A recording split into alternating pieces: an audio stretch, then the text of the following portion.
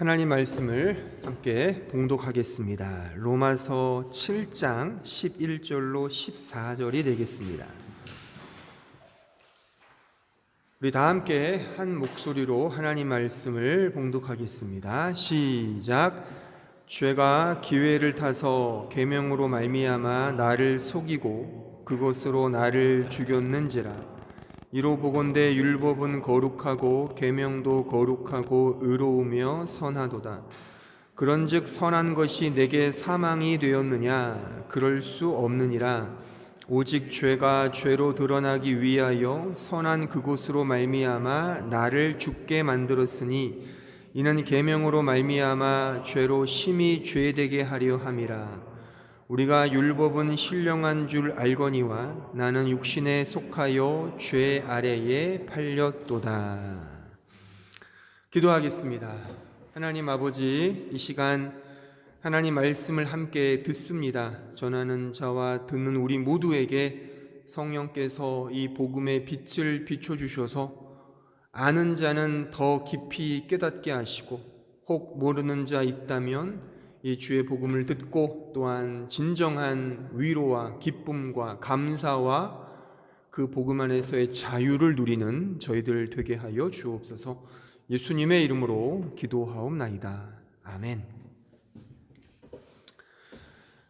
지난주에 저는 복음의 구심력에 대해서 설명을 드렸습니다. 이 구심력이라는 것은 한 점으로 모이는 힘을 의미한다 그랬죠. 곧 모든 것은 예수 그리스도의 그 은혜의 복음으로 모인다라고 그렇게 말할 수가 있겠습니다. 그러니까 진리는 하나라는 겁니다. 하나.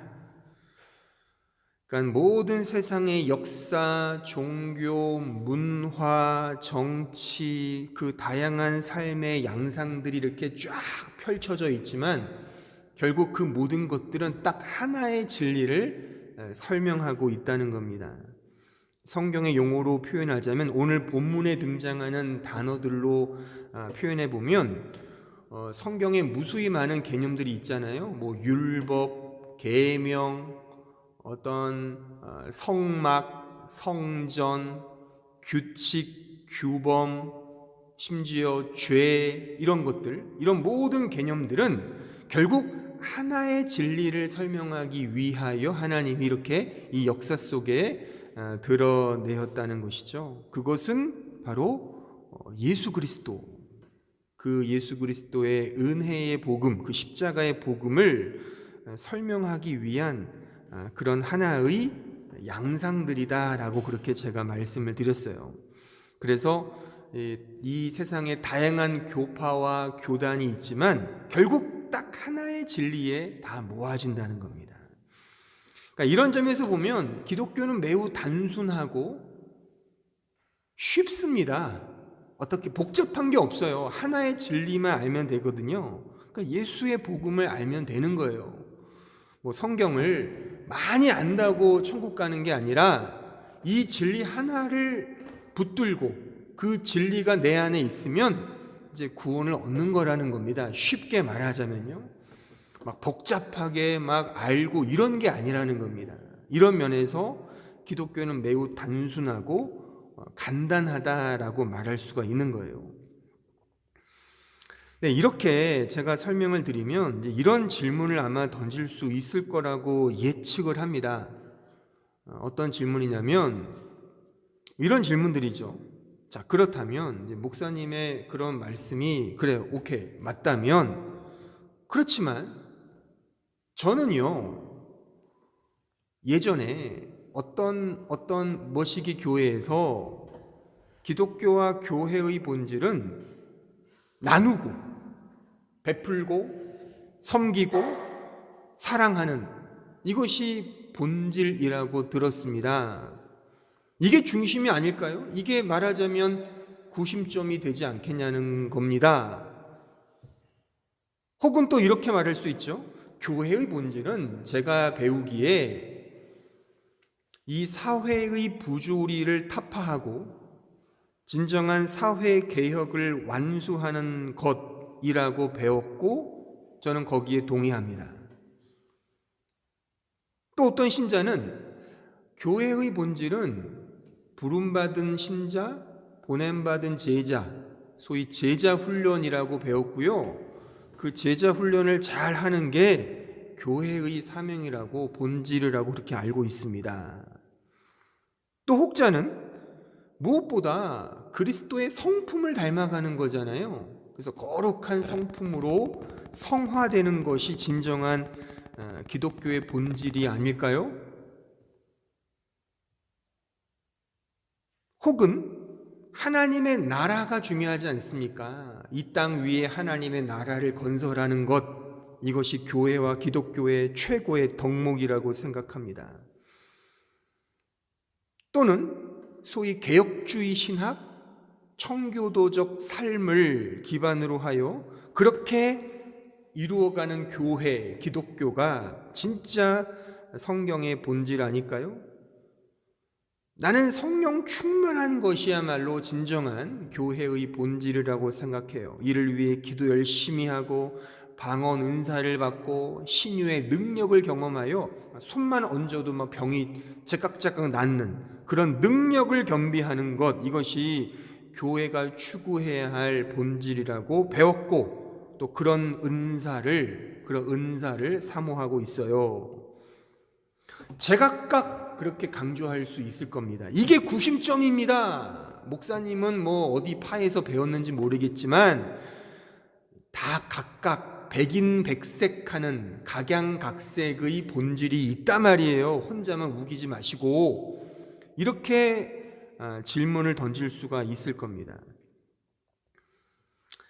제가 분명히 말씀을 드리겠습니다. 지금 제가 언급한 외에도 굉장히 많아요. 백인백색이에요. 진짜 각양각색으로 자기가 딱 꽂히는 것에 성경의 어떤 주제를 가지고 강조하는 사람들이 있을 수 있어요. 저는 인정합니다. 다 인정합니다. 왜요? 성경에 그런 말씀이 기록되어 있기 때문에 다 인정을 합니다.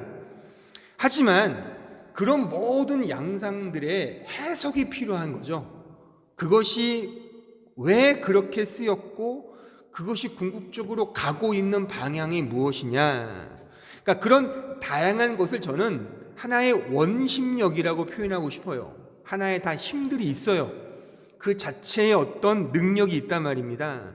하지만 거기에 머무는 것이 아니라 진정 그 말씀들이, 그런 개념들이 모아지는 곳이 있다는 거죠. 성경이 그렇게 우리에게 기록하고 있다는 겁니다.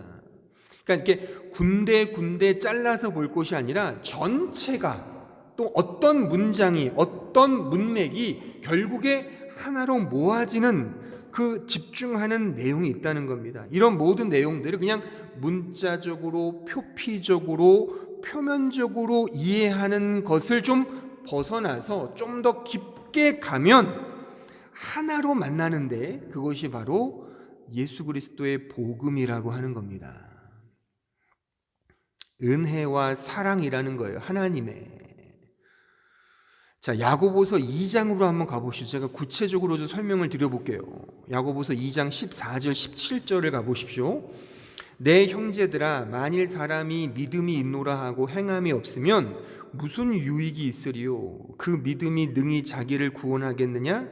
만일 형제나 자매가 헐벗고 일용할 양식이 없는데 너희 중에 누구든지 그에게 이르되 평안히 가라, 덥게 하라, 배부르게 하라 하며 그 몸에 쓸 것을 주지 아니하면 무슨 유익이 있으리요? 이와 같이 행함이 없는 믿음은 그 자체가 죽은 것이다. 행함이 없는 믿음은 죽은 믿음이라는 가르침이에요. 여기에서 행함이 중요한 가치겠죠. 그래서 이 말씀을 근거로 행함의 중요성, 섬김의 중요성, 사랑의 중요성, 실천의 강조점을 두는 식으로 이해하는 경우가 많다는 거예요. 인정합니다. 하지만 이 행함이 무엇을 의미하고 있는지를 알아야 되지 않겠습니까? 해석이 필요한 거잖아요. 그냥 문자적으로 보는 게 아니라. 그러니까 여기서 말하는 행함은 뭐예요? 행함이 없는 믿음은 죽었다. 믿음을 설명하는 차원에서 행함을 말하고 있다는 겁니다. 그러니까는 행함이 없으면 구원받지 못한다를 가르치는 것이 아니라 그 믿음이 뭔 줄 알아? 믿음은 하나님을 사랑하고 순종하는 그 행함이라고. 그래서 그 믿음은 곧 행함이라는 식으로 이 야고보가 말씀을 하고 있다는 겁니다. 행함과 믿음을 상대화시키는 것이 아니라 하나를 설명하는 거예요. 하나를. 그래서 제가 일전에도 이 말씀을 인용했었죠. 야고보서 3장 17절에 가보세요. 17절, 18절. 제가 야고보서의 중심이 이 구절이라고 제가 말씀을 드렸어요. 보시면 오직 위로부터 난 지혜는 첫째 성결하고 다음에 화평하고 관용하고 양순하며 긍휼과 선한 열매가 가득하고 편견과 거짓이 없나니 화평하게 하는 자들은 화평으로 심어 의의 열매를 거두느니라. 성결, 화평, 양순, 선한 열매, 이런 행함이잖아요. 근데 이것이 결국에 위로부터, 하나님으로부터 주어지는 지혜로 기인되었다는 사실입니다. 은혜죠. 결국 하나님의 은혜를 설명하기 위하여, 하지만 다른 양상에서, 다른 어떤 어스펙트, 다른 관점에서 이 믿음을 설명하고 있다는 거예요. 본질은 같죠. 결국 믿음, 은혜를 설명하고 있다는 것입니다. 자, 마태복음 19장에 가보세요. 19장 23절, 24절. 예수께서 제자들에게 이르시되 내가 진실로 너에게 이르노니 부자는 천국에 들어가기가 어려우니라. 다시 너희에게 말하노니 낙타가 바늘귀로 들어가는 것이 부자가 하나님의 나라에 들어가는 것보다 쉬우니라. 자, 여기 봐보세요. 문자로 봐보세요. 문자로. 표면적으로. 그럼 뭐예요? 부자는 천국 못 간다는 겁니다.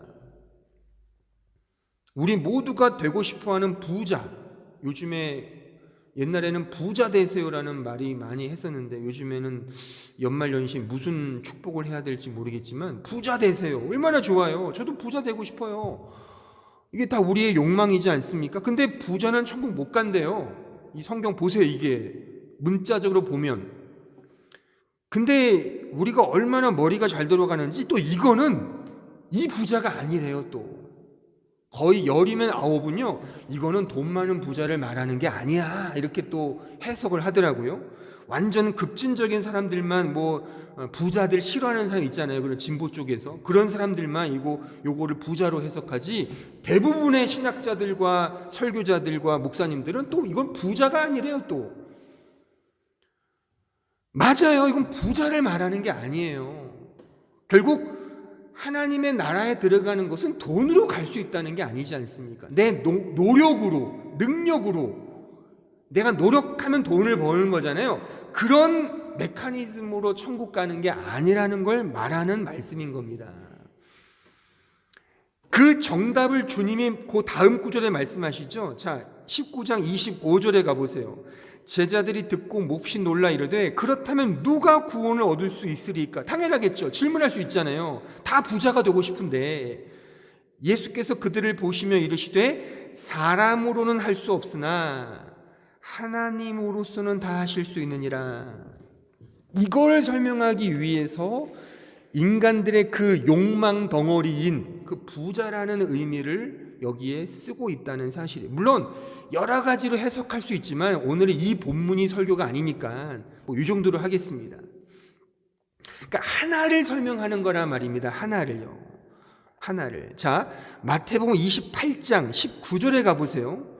그러므로 너희는 가서 모든 민족을 제자로 삼아 아버지와 아들과 성령의 이름으로 세례를 베풀고 내가 너에게 분부한 모든 것을 가르쳐 지키게 하라. 볼지어다 내가 세상 끝날까지 너희와 항상 함께 있으리라 하시니라. 아주 유명한 소위 제자 훈련의 핵심적 근거 구절이죠. 제가 대학 다닐 때 이 구절 가지고 제자 훈련이 중요하다는 걸 아주 침을 튀겨가면서 설파했던 뭐 선배, 뭐 이런 리더 엄청 많았어요. 제자가 돼야 돼, 훈련 받아야 돼, 뭐 좋다 이거예요. 인정합니다. 왜요? 나와 있으니까. 이걸 근거로 하여 제자 훈련, 순장 모임, 셀 이런 거 막 만들고 또 이런 제자 훈련하는 교회들이 그 성령 운동, 치유 사역, 내적 치유 등을 강조하거든요. 그러니까 무슨 아버지 학교, 어머니 기도회, 가정 상담 뭐 이런 것들, 좀 더 나아가면 뭐 트레스 디아스 같은 이런 감정 치유 집회 등을 적극적으로 활용을 합니다. 저는 개인적으로 그것이 이단적 요소가 없는 한 인정을 합니다. 왜요? 성경적으로 했다고 하니까 자, 인정을 해요. 그런데 여기서 성경이 제자를 키워라, 제자를 만들어라고 하는 것은 어떤 소수 정의 요원을 의미하는 게 아닙니다. 왜 예수께서 소수 12명의 제자를 선택하셨을까요? 왜 13명은 아닐까요? 10명은 아니에요? 딱 맞는 10명. 왜 12명이죠? 진짜 소수 정의 요원을 만드시려는 차원에서 그렇게 소수만을 택하셨을까요? 그런 게 아닙니다. 그러니까 성경을 보면 열둘이라는 특별한 수가 등장을 해요. 구약부터요. 처음부터. 그러니까 하나님께서 정하신 믿음의 숫자를 의미하는 거예요. 믿음의 백성의 숫자를 상징적으로 의미한단 말입니다. 소수, 아주 그냥 소수 정의 요를 만들어야 돼, 신자들. 그런 개념이 아니라 모든 신자는 제자예요. 제자가 신자고요. 일당 100, 일당 1000을 만드는 게 아니라, 그래서 또 다른 계급을 만드는 게 아니에요. 제자라는 또 다른 코어 멤버를 만들어서 그 외에는 뭐 또 좀 뭐 대충 하고 이런 게 아니란 말이죠. 제가 어떤 그 교회의 뭐 이런 유튜브를 보니까요, 그 회원 가입이 있대요. 정회원이 있고 제자 회원이 또 있다는 거예요. 뭐지 용어는 모르겠지만 어쨌든 제자 회원이 되면 조금 더 헌금을 많이 내야 되나 봐요. 작정 헌금을. 그러면 제자 그룹에 속하게 되는 거예요. 그런 게 아니라는 겁니다. 모든 신자는 제자고, 제자가 하나님의 아들, 딸이고 하나님 백성인 겁니다. 근데 12명이라는 이 소수로 말씀하신 것은 성경의 숫자의 의미가 일관되기 때문에 이렇게 정하신 거라는 거예요. 자, 야곱의 아들이 몇 명이죠? 12명이에요. 12명. 또한 요한계시록 21장에 가보면 마지막 때 새 예루살렘이 이루어질 때 12문을 세워요. 그 12문 앞에 그 12지파의 이름들을 붙여놔요. 이게 뭘 상징하냐면 하나님이 정하신 숫자를 의미하는 거예요. 그러니까 하나님의 은혜의 경륜을 의미하는 거예요. 구원의 계획, 상징적인 수죠. 심지어 계시록 7장에 보면 그 12지파 각 지파마다 12,000명씩 하나님이 인을 치신대요. 그러면 도합 몇 명이에요? 14만 4천 명이죠. 그래서 14만 4천 명이 하나님의 인을 받는 참된 백성이 된다고 명시되어 있어요. 그러면 14만 4천 명만 구원받는 거예요? 저 신천지인가 거기가 그러잖아요. 14만 4천 명 안에 들어야지 구원받는다, 그렇게 이 숫자를 그렇게 이용하잖아요. 그런 말이 아니라는 거예요. 성경의 숫자는 어떤 하나의 상징적인 의미를 나타내고 있다는 거예요. 12이 그런 의미에서 하나님이 정하신 숫자라고 하기 때문에 예수께서 12명을 세우신 거예요. 하나님의 백성, 하나님의 아들을 의미하는 거죠. 하나님의 자녀를 의미하는 거예요. 심지어 이 14만 4천 명은요, 이 계시록 7장에 의하면 결혼도 하지 않은, 그러니까 다 남자들이에요. 남자들. 여자는 속하지도 못해요. 성경의 이 백성의 숫자에 의하면요. 그럼 여자는 구원 못 받는 겁니까? 우리 여성 동지들 기분 나쁘겠죠. 남자만 구원 받는데요. 성경의 어떤 말씀에 의하면 문자적으로 보면 그러니까 여자를 천대한 게 맞죠. 이 중세 교회가 여자들에게 목사 안수도 안 주고 말이죠. 또 이런 남자들은 다 여자로부터 순결해야 돼요. 결혼하면 안 돼요. 그래서 캐톨릭 신부들이 결혼을 안 하는 거예요. 사제라고 하니까. 이런 상징적인 의미를 해석을 해야죠. 해석을 하고 이것이 무엇을 의미하는가, 결국 제가 설명드렸잖아요. 이것은 하나님이 정하신 구원 경륜을 의미하고 하나님의 은혜의 숫자를 의미한단 말입니다. 아, 하나님 이렇게 정하셨구나, 하나님 이렇게 세우셨구나, 하나님의 은혜의 계획이 있구나, 이 14만 4천 명, 아, 하나님이 딱 정하신 그 주권적 은혜가 있구나를 알면 되는 거예요. 그런 숫자를 뭐 조합해서 뭐 또 666이라는 것도 있잖아요. 사탄의 숫자. 그래서 뭐 한때 바코드는 뭐 666이라는 말도 있잖아요. 또 그 666이라는 그 숫자를, 그 헬라어를 이렇게 풀어서 파자하면 그게 무슨 뭐 옛날 로마 황제 네로가 되기도 하고 또 히틀러가 되기도 하고 뭐 그렇게 또 이렇게 해석하는 사람도 있어요. 다 이건 잘못된 것들입니다. 그런 걸 말하는 게 아니에요. 성경은 결국 하나의 진리, 하나님의 구원 경륜, 예수 그리스도를 의미한단 말입니다. 그러니까 이렇듯 성경은 해석을 하면서 하나의 진리로 가는 거예요. 모든 게 다. 아까 제가 서두에 뭐 이렇게 저렇게 보는 모든 것도 다 인정을 해요. 하지만 그런 것들을 결국 가는 그 하나의 꼭지점이 있는데 그것이 바로 제가 지난주에 설교했던 그 구심점이다 그거예요. 그러니까 오늘 제가 이 다양한 원심력들도 결국 하나의 구심력, 그 복음으로 간다는 겁니다. 그러니까 원심력이라는 게 뭐예요? 그 원운동을 하는 물체에 작용하는 그 관성력이라고 하잖아요. 옛날 그 쥐불놀이를 떠올려 보세요. 그 통에다가 끈을 연결해서 막 돌리면 이게 원심력에 의해서 돌아가는 거예요. 그러면 그 안에 담겨진 불꽃도 이렇게 그 안에 있는 그 장작더미가 나가지 않죠. 거기에 물을 담으면 물도 나오지 않아요. 왜? 원심력에 의해 그 관성력으로 그게 돌아가는 거거든요. 대단한 힘입니다만 그 원심력은 결국 구심력을 기초로 할 때 비로소 작용하는 힘이라는 겁니다. 결국 원심력은 구심력에 의해 좌우되는 거죠. 그런 의미에서 성경에 있는 모든 내용들은 결국에 하나의 진리로, 그 중심으로 모인다는 겁니다. 그 중심이 강할수록 원심력도 강하겠죠. 그렇죠? 그 원반 던지기랑 떠올려 보세요. 원반 던지기 선수가 그걸 힘껏 던질 때 그 구심점이, 그 선수가 힘이 셀 때 그 원반이 원심력을 받아서 더 멀리 가는 그런 이치와 같은 겁니다. 그러니까 원심력이 강할수록 결국 구심력을 강하게 한다는 거죠. 반대도 가능하죠. 그러니까 성경을 통해서 정말 와 이건 대단한 진리다, 너무 귀하다라고 하는 것도 결국 구심력으로 가게 하는 하나의 어떤 도구이며 방편이라고 우리는 알아야 되는 겁니다. 그러니까 성경을 볼 때 이런 관점에서 우리가 볼 수 있어야 되는 겁니다. 또 다른 예를 하나 제가 들어보면 우주는요, 보세요. 우주는 끊임없이 팽창하고 있어요. 소위 이것이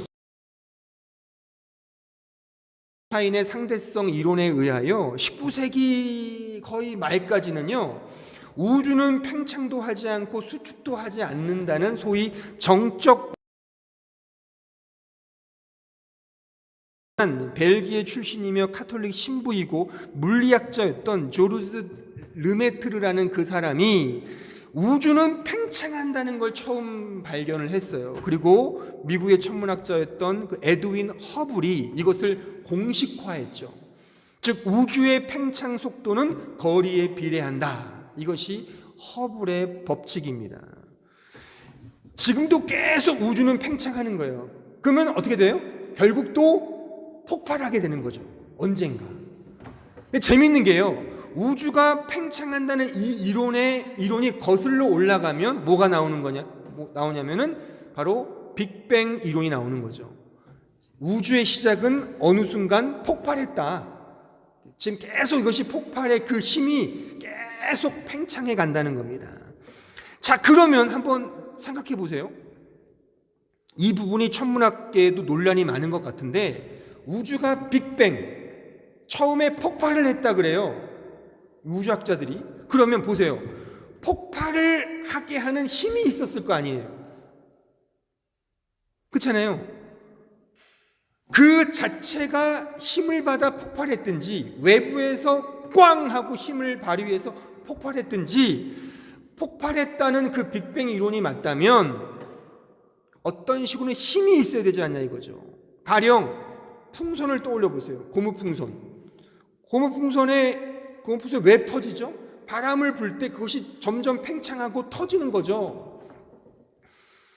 따라서 빅뱅 이론이 맞다면 그 전에 폭발할 수 있는 힘이 있어야 되는 거예요. 구심력이 있다는 거죠. 구심력이 원심력을 통하여 이것이 폭발로, 빅뱅으로 드러나는 겁니다.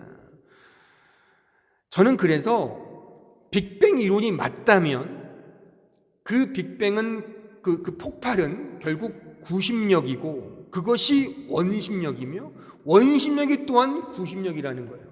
지금 계속 우주가 이렇게 팽창한다잖아요. 어느 순간 또 폭발한다는 거예요. 이 과학적 공식에 의하면, 이 허블의 법칙에 의하면 이 우주가 또 폭발한다는 겁니다.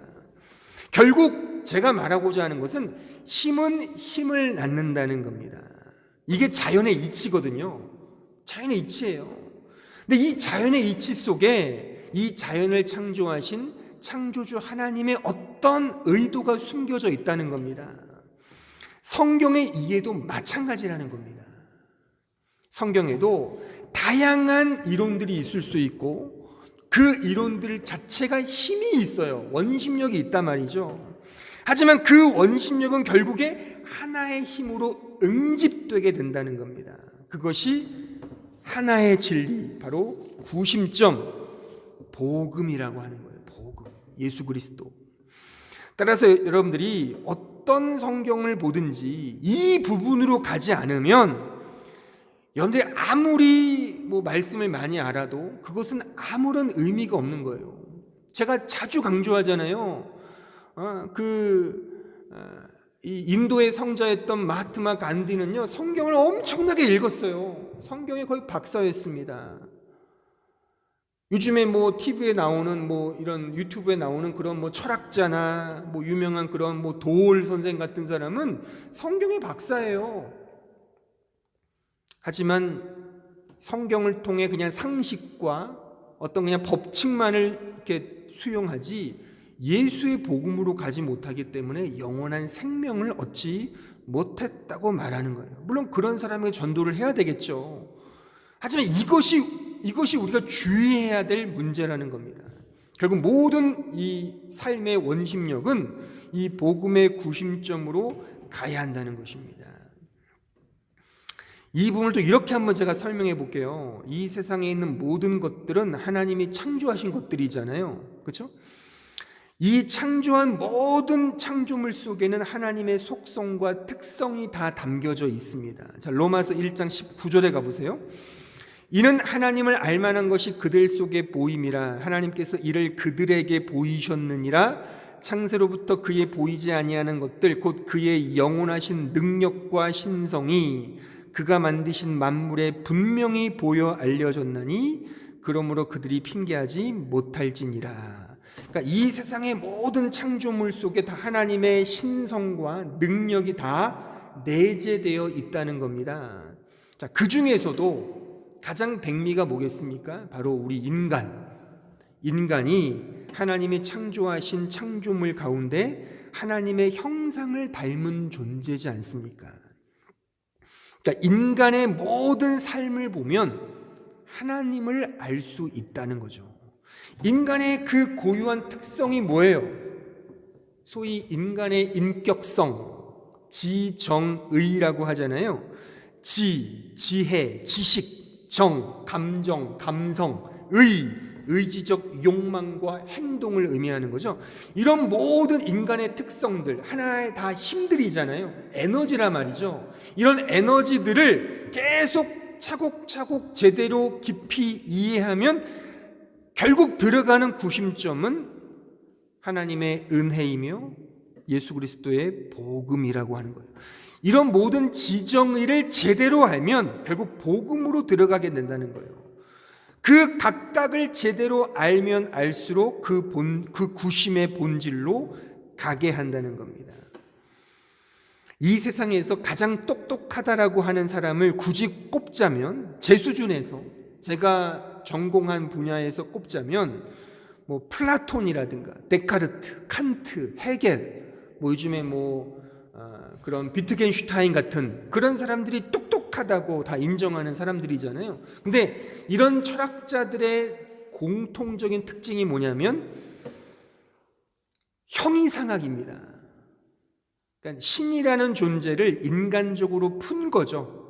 결국 입으로 하나님이라고 말은 하지 않지만 그냥 철학적인 신 존재를 상정해 놓는 것으로 모든 이 자신들의 철학을 펼쳤던 것이죠.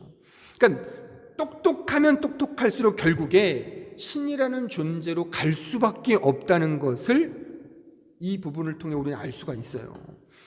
또한 인간의 감정도 마찬가지예요. 인간의 감정, 소위 사랑이라고 하죠. 그 사랑을 하면 할수록 또는 못하면 못할수록 결국 그 사랑의 힘은 그 사랑의 원천이신 하나님에게로 우리를 이끌고 간다는 겁니다. 인간의 욕망, 의지도 마찬가지죠. 그 일본 작가인 그 사이토 다카시라는 사람이 이런 책을 썼어요. 세계사를 움직이는 5가지 힘이라는 그런 책을 썼는데, 그가 이 책에서 인간의 의지적 욕망이 5가지 코드로 이 역사를 움직였다는 아주 흥미로운 그런 책이었습니다.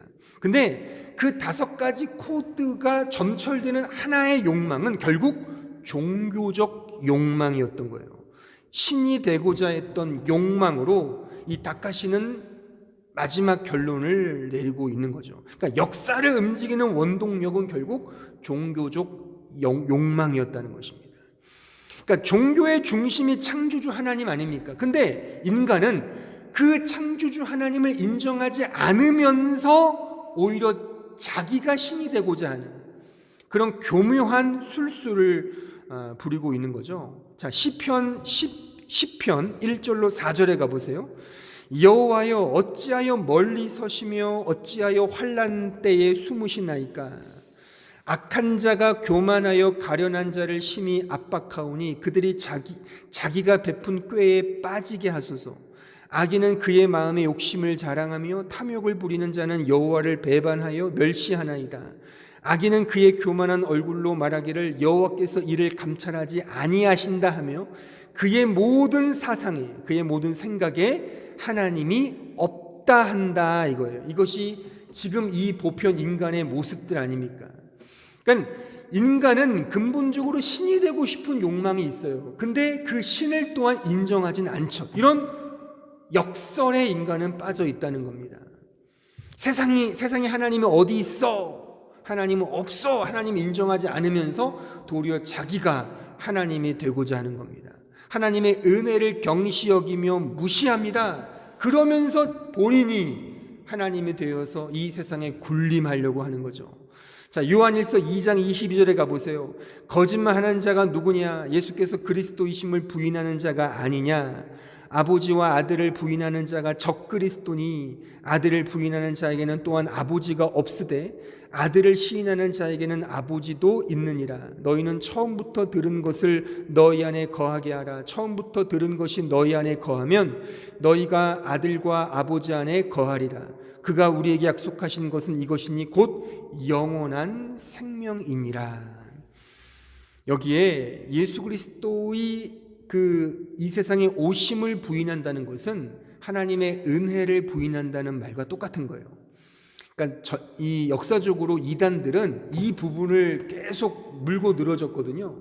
하나님은 단지 사람이야. 어떻게 하나님이 이 세상에 올 수 있어? 그러니까 하나님의 존재를 부인했단 말이죠. 이게 이단의 핵심인데 이 사실을 부인하는 것은 내 마음대로 할 수 있다는 거예요. 하나님의 은혜를 거부한 채 인간에게 그 힘, 인간의 지혜, 그 지식, 그 능력으로 이 세상을 유토피아 만들고자 하는 그 본성이 죄라는 거죠. 그래서 끊임없이 하나님을 적대하는 것입니다. 그래서 이런 말씀이 나오는 거예요. 그런데 재밌는 게 이런 인간들이 이런 하나님을 인정하지 않으면서 하지만 영원한 생명을 누리고 싶은 거죠. 그래서 불로장생약을 얻어서 영원히 살고 싶어하는 그 욕망이 있다는 거죠. 이게 인간의 지정의의 발현이에요. 그런데 제가 지금 계속 말씀드렸듯이 이런 양상들을 하나하나 곱씹어 보면 결국 부정적인 것이지만 오히려 이것을 통해 무엇이 더 도드라지게 드러나느냐? 바로 하나님의 존재와 하나님의 은혜와 하나님의 그 복음, 그의 간섭하심이 더 분명하게 가르쳐지고 있다는 것입니다. 강한 부정은 강한 긍정이 되는 것이죠. 가장 인간적이지 않은 신의 개념이 은혜입니다. 은혜를 인간들은 보편적으로 싫어해요. 그래서 제가 지난 감사절에 말씀드렸잖아요. 그 은혜를 인간화시키는 개념이 결초보온이죠. 뿌린 만큼 거둔다 이겁니다. 의외로 인간은 공짜, 물론 공짜를 좋아할 수 있지만 그 공짜만큼 또 불안한 게 없죠. 우린 그런 게 있어요. 그래서 하나님이 은혜로 주신다, 은혜로 예수가 오셨다, 은혜로 구원을 얻는다에 우리는 그렇게 큰 찬사를 보내지 않아요. 내가 하나님을 섬기고 하나님을 위해 열심히 뭔가를 부리는 그 공로로 구원받는 걸 더 좋아한다는 거예요. 이게 우리의 현재의 현상이라는 거예요. 이게 우리가 끊임없이 갈고 끊임없이 추구하는 우리의 원심력들이에요. 인간 편에서의 율법, 인간 편에서의 계명 지킴, 섬김 이런 것들이잖아요.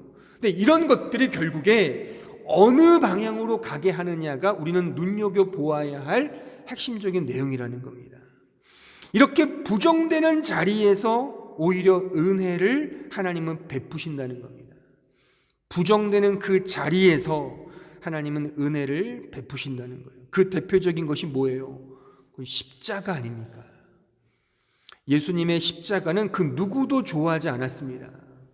우리가 이번 달 성탄절이 있는데 예수님의 오심을 좋아하는 사람은 거의 없었습니다. 동방박사 세 사람만 경배하러 왔잖아요. 그가 누구예요? 그들이 누군지도 몰라요. 동방박사 누군지. 우리가 뭐 성탄절에 그냥 찬송만 부를 뿐이지, 연극만 할 뿐이지. 그 유대인들 중에, 그러니까 이게 뭐냐면, 이게 뭘 상징하는 거냐면 이 세상에는 없었다는 겁니다. 동방박사라는 저 멀리 있는 사람이 와서 그냥 황금과 유향과 모략을 누리면서 경배했다는 거예요. 예수가 오실 때 이 세상은 그를 없이 여겼다는 것을 말해주는 겁니다. 아무도 그가 우리에게 어떤 능력과 은혜를 베푸신다고 생각하지 않았어요. 또한 이 복음의 핵심인 십자가가 골고다에 섰을 때를 생각해 보세요. 그 누구도 그 앞에 무릎 꿇고 회개한 사람은 없었어요. 그렇게 부정되는 그 자리에서 하나님은 은혜를 세우셨다는 겁니다. 이게 복음의 비밀인 겁니다. 더 어두울수록 주의 복음이 더 분명하게 드러난다는 것이죠. 요한복음 1장 9절에 가보세요. 참빛 곧 세상에 와서 각 사람에게 비추는 빛이 있었나니 그가 세상에 계셨으며 세상은 그로 말미암아 지은 바 되었으되 세상이 그를 알지 못하였고 자기 땅에 오매 자기 백성이 영접하지 아니하였으나, 보세요, 영접하는 자가 없었어요. 하지만 12절, 영접하는 자 곧 그 이름을 믿는 자들에게는 하나님의 자녀가 되는 권세를 주셨으니 영접하는 자가 있다는 거죠. 근데 이 영접하는 자의 근거, 이 동인이 뭐예요? 13절, 이는 혈통으로나 육정으로나 사람의 뜻으로 나지 아니하고 오직 하나님께로부터 난 자다. 전적인 은혜를 설명하고 있지 않습니까? 영접하는 그 자체의 동인이 나의 혈통적, 나의 어떤 노력, 나의 육적인 어떤 의지적인 기대와 바람이 아니라 하나님께로부터 난 믿음이라는 설명이에요. 이런 자리에서 하나님의 은혜가 더 분명히 우리에게 드러난다는 거예요. 세상은 어두운 것이 맞고 그 어둠 속에서 하나님의 은혜가 영접되게 한다는 사실이에요. 어둠이 깊을수록 빛의 복음이 더 찬란하게 빛난다는 이런 패러독스를 우리에게 보여주고 있는 말씀인 겁니다. 따라서 모든 원심력들은, 이 세상에 있는 모든 원심력들은 다 결국 구심력으로 가게 되어 있어요. 이것이 복음의 메커니즘입니다. 하나님 이렇게 복음을 우리에게 허락해 주시는 거예요. 그러니까 원심력이 있어야 되는 거예요. 여러분들이 막 부정을 해야 되는 거예요. 어떤 의미에서. 그 자리에서 진정한 복음의 은혜를 경험하게 되는 겁니다. 자, 히브리서 13장에 가보세요. 마지막으로 이 말씀을 제가 읽어보겠는데 13장 1절 6절에 가보세요. 이 말씀이 제가 지금 설명한 모든 내용이 다 담겨져 있습니다. 제가 성경을 이렇게 여러 번 읽으면서 이 말씀을 찾아냈어요. 지금 제가 설명한 모든 내용이 이 말씀 안에 다 들어가 있습니다. 자, 1절 6절에 가보세요. 형제 사랑하기를 계속하고 손님 대접하기를 잊지 말라. 이로써 부지 중에 천사들을 대접한 이들이 있었느니라. 너희도 함께 갇힌 것 같이 갇힌 자를 생각하고 너희도 몸을 가졌은즉 학대받는 자를 생각하라. 모든 사람은 결혼을 귀히 여기고 침소를 더럽히지 않게 하라. 음행하는 자들과 간음하는 자들을 하나님이 심판하시리라. 돈을 사랑하지 말고 있는 바를 족한 줄로 알라. 그가 친히 말씀하시기를 내가 결코 너희를 버리지 아니하고 너희를 떠나지 아니하리라 하셨느니라. 그러므로 우리가 담대히 말하되 주는 나를 돕는 이시니 내가 무서워하지 아니하겠노라. 사람이 내게 어찌하리요 하노라. 자, 여기에 보면은 잘 생각해 보세요. 1절부터 5절까지가 지금 제가 설명한 말하자면 원심력들이에요. 사랑이라는 것, 가난한 사람, 약한 자, 약자를 도와주는 것, 갇힌 자를 생각하는 것, 결혼, 사랑하고, 그렇죠? 이런 것들 다. 그러니까 우리가 해야 되는, 그러니까 성경이 우리에게 말하는 매우 중요한 덕목들이잖아요. 근데 이 덕목들이 말하자면 이 덕목들에 머무르면 그 자체가 우리의 우상이 된다는 거예요.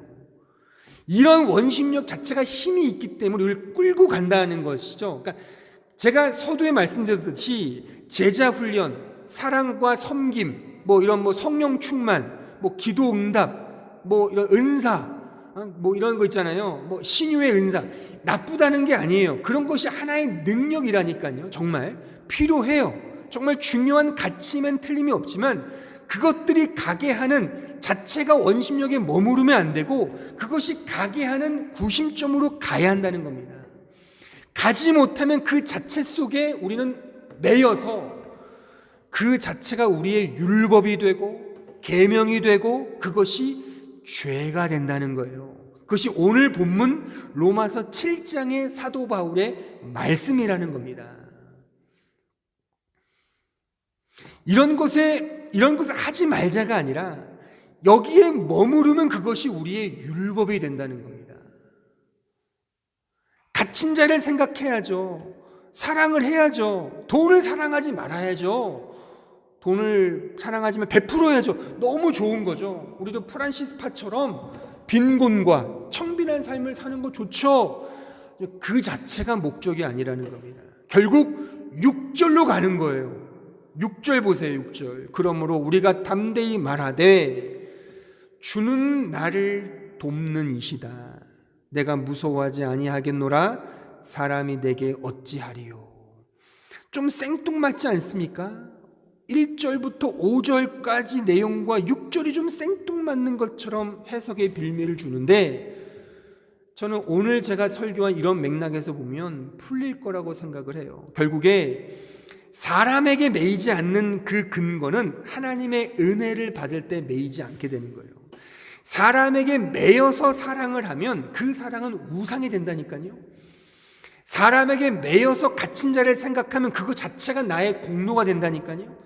사람에게 매여서 결혼에 신경을 쓰면 그 자체가 나에게 하나의 감옥이 된다니까요. 사람에게 매여서 돈을 사랑하지 않게 되면 또 다른 그것이 나의 자랑이 된다는 것입니다. 그러니까 강한 부정은 가장 강한 긍정이거든요. 나는 돈을 사랑하지 않아. 강하게 외칠수록 돈을 사랑하는 꼴이 된다는 겁니다. 나는 너를 사랑해, 사랑해, 사랑해라고 말하지만 그 사랑은 결국 편견과 자기 아집이 될 수 있다는 거예요. 고슴도치도 지 새끼는 부드럽다고 보는 거잖아요. 그게 어떻게 사랑일 수 있겠냐는 거죠. 다 편견이지 않습니까? 그러니까 이것을 핀트만 돌리면 그 자체는 죄가 될 수 있다는 거예요. 아무리 성경에 좋은 용어들도 선이라 하더라도 하나님의 은혜가 없는 그 즉시 그것은 나의 우상이 된다는 겁니다. 이스라엘 백성들이요, 모세가 시내산 올라갈 때 뭘 만들었습니까? 금송아지를 만들었잖아요. 금송아지를. 우리가 생각하는 그냥 부처상이나 이런 우상을 만든 게 아니에요. 그들 입장에서 그 금송아지는 하나님이었어요. 하나님이었어요. 왜요? 그 당시에 송아지는 하나님을 상징하는 거였거든요. 그런 문화적 이해 속에 금송아지를 만든 겁니다. 근데 하나님은 그것을 우상이라고 말한다는 것이죠. 우리가 아무리 좋은 거라 하더라도 하나님의 은혜가 없는 즉시 그것은 우상이 된다는 사실을 기억을 해야 되는 거예요. 그런 의미에서 원심력, 모든 성경의 내용들은 이 예수 그리스도의 복음으로 가야 한다는 겁니다. 오늘 이 말씀으로 말하면 6절로 가야 되는 거예요. 주는 나를 돕는 분이십니다. 은혜로 가는 거죠. 우리의 사랑이 이타적이든 아니면 자의적이든 간에 우리가 진정 내 육체의 정욕을 절제하고 죽이든 돈에 대한 경각심을 갖든 간에 또는 가지지 못하든 간에 그런 모든 상황들을 통해 결국 그 은혜로 가게 한다면 그 모든 것들은 우리에게 말하자면 은혜가 된다는 사실입니다. 그 모든 상황의 원심력에 의해 우리는 결국 자포자기와 영적 폭발과 영적 깨어짐을 경험하게 되는 거죠. 왜요? 결국 그런 것들로 끌려가다 보면 불신자들은 그게 좋다고 갈 겁니다. 하지만 신자는 그 길을 걸어가면서 분명히 영적 깨어짐을 경험하게 될 거예요. 자포자기를 경험하게 될 겁니다. 빅뱅처럼 엄청난 폭발을 경험하게 될 겁니다. 하지만 그것이 바로 그 신자에게 축복이라고 하는 것이 제가 오늘 이 설교를 통해 내리고 싶은 결론인 겁니다. 그래서 주님은 산상설교에서 이렇게 말씀하셨죠. 심령이 가난한 자 그가 바로 복된 자다. 애통하는 자 그가 바로 복된 자다. 애통하면 복 받는다가 아니라 애통 그 자체가 복이라는 거죠. 심령 그 가난한 그 심령 자체가 복이라는 겁니다. 세상의 원심력 속에 우리는 언제나 압도되어 어안이 벙벙하며 살아가고 있는 것이 우리 현실이죠. 언제나 세상은 우리를 그 원심력으로 끌고 가요. 돈, 그 리차드 포스터가 말했듯이 돈, 어떤 성적인 섹스, 권력이 우리를 늘 끌고 갑니다. 말하자면 원심력들이잖아요. 돈을 사랑하든 미워하든, 섹스를 좋아하든 싫어하든, 권력을 좋아하든 싫어하든, 강한 긍정은 강한 부정이 이런 맥락에서 결국 우리를 계속 끌고 간단 말이죠. 근데 내가 아무리 잘 지켜도 잘 지키면 그것이 우상이 될 것이고 못 지키면 죄가 되는 거겠죠. 그 자체는 의미가 없다는 거예요. 그런 의미에서 그걸 통해서 구심점으로 가면 된다는 겁니다. 아시겠습니까? 구심점으로 가서 주님 도와주세요. 당신의 은혜가 필요합니다. 근데 이 고백으로 가기 위해 우리를 깬다니까요. 우리를 부순다는 겁니다. 어안이 벙벙하게 만든다는 것이죠. 이해하지 못하는 경험들을 하게 된다는 겁니다. 그때 그 자리에서 하나님의 은혜를 붙든다면 어떤 상황도 우리에게는 의미가 없다는 겁니다. 여러분의 지금의 현실은 어떠합니까? 세상의 원심력 때문에 미치고 팔짝 뛸 그런 심정이십니까? 과거의 죄와 그 잘못에 매여서 여전히 괴롭습니까? 어떤 것이든지 간에 과거의 선택을 잘못해서 괴로워하십니까? 혹은 미래가 불투명함 때문에 걱정과 근심이 한가득이십니까? 오늘 이 사실을 기억하세요. 원심력이 강할수록 구심력은 더 강하다. 세상에 이런 모든 것들은 다 원심력들이에요. 근데 그 원심력이 강하면 구심력은 더 강하다니까요. 세상이 우리를 물고 늘어지면 하나님의 은혜는 그 자리에서 더 크다는 것이 복음에 담겨져 있는 비밀이라는 겁니다. 중심은 구심력이지 그 현상과 원심력이 아닌 거예요. 세상의 근심이 강한 것 같지만 오히려 은혜가 더 강하다는 사실을 그 원심력의 강함을 통해 배우자는 거예요. 여러분 지금 근심이 많으십니까? 많으면 많을수록 그게 은혜가 있다는 증거라니까요. 일이 안 풀리십니까? 안 풀리면 그게 은혜가 더 강하다는 증거라니까요. 이게 기독교만 주는 복음의 능력이라는 겁니다. 세속적인 것처럼 주님께 간구해서 우리 현상이 풀리는 게 기독교의 복음이 아니라, 그렇게 따지면 기독교와 불교가 다른 게 뭐가 있습니까?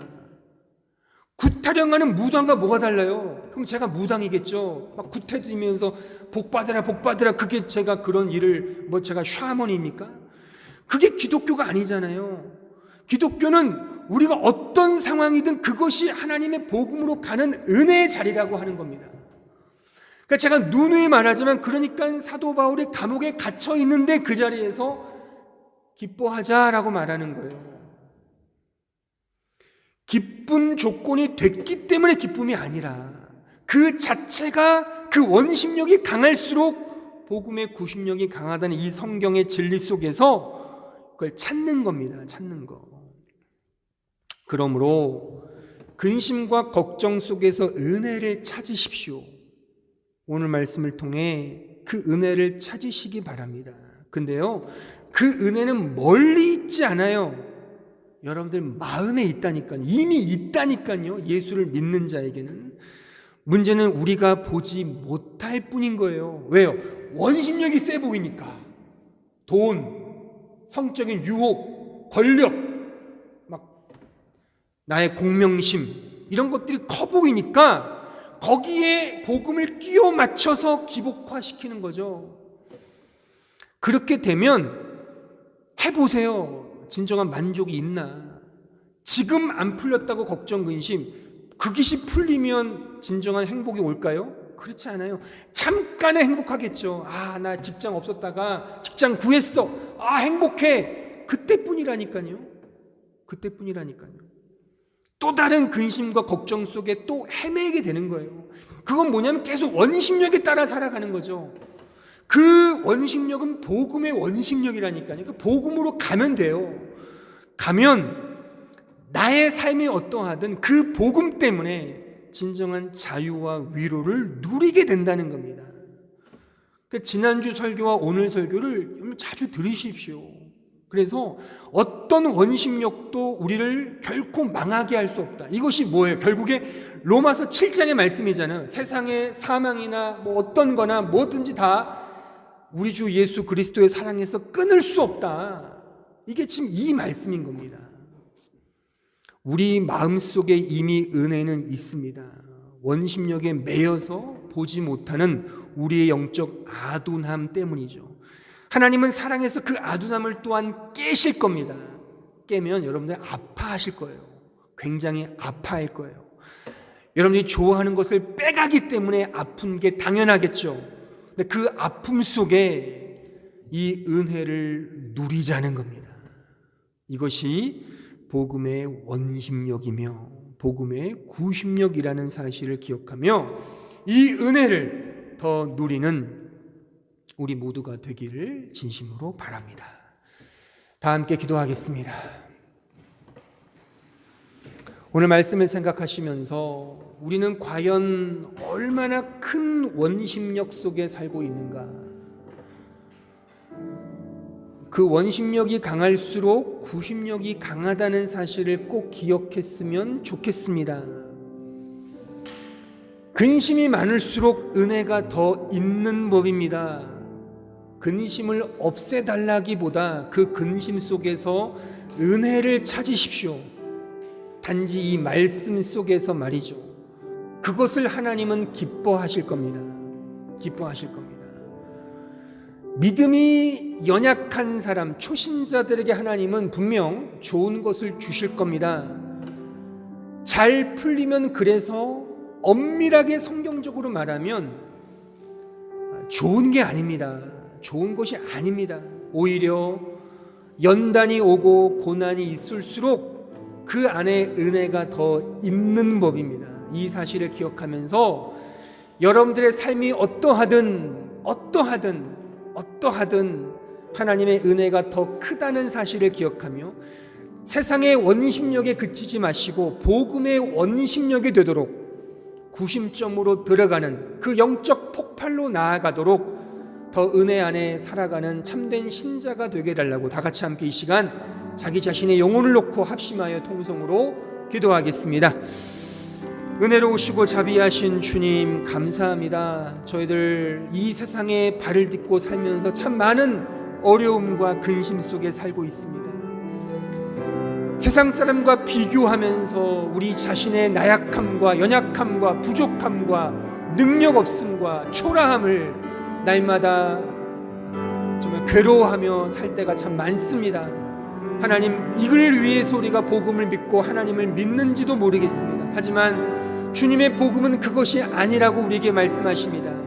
예수님의 오심은 우리에게 세상적으로 좋은 걸 주시기 위함이 아니라 하나님이 좋은 분임을 깨닫게 하시기 위하고 하나님에게만 참된 생명이 있음을 깨닫게 하시기 위하여 복음을 주셨음을 우리는 배웠습니다. 이 진리를 마음에 새기며 어떠한 형편, 어떠한 상황 속에서도 주님을 의지하며 주님만을 나의 참된 왕으로 믿으며 주님 때문에 기뻐하며 감사하며 자유를 얻는 저희들 될 수 있도록 축복하여 주시옵소서.